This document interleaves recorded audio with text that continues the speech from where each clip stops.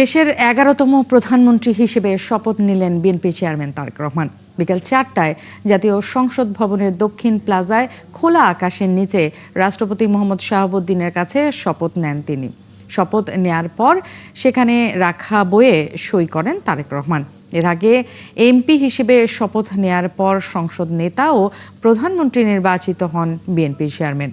তারেক রহমানের পর শপথ নিয়েছেন দেশের নতুন মন্ত্রিসভার ২৫ জন মন্ত্রী ও ২৪ জন প্রতিমন্ত্রী।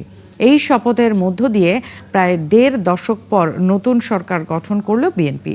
শপথ গ্রহণের আগেই সংসদের দক্ষিণ প্লাজার অনুষ্ঠানে যোগ দেন সংসদ নেতা ও প্রধানমন্ত্রী তারেক রহমান সহ মন্ত্রিসভায় ডাক পাওয়া জোটের ৪৯ নেতা, যেখানে প্রবীণ নবীনের সমন্বয়ে ভাগ হয়েছে এলজিআরডি, অর্থ, স্বরাষ্ট্র সহ সব মন্ত্রণালয়।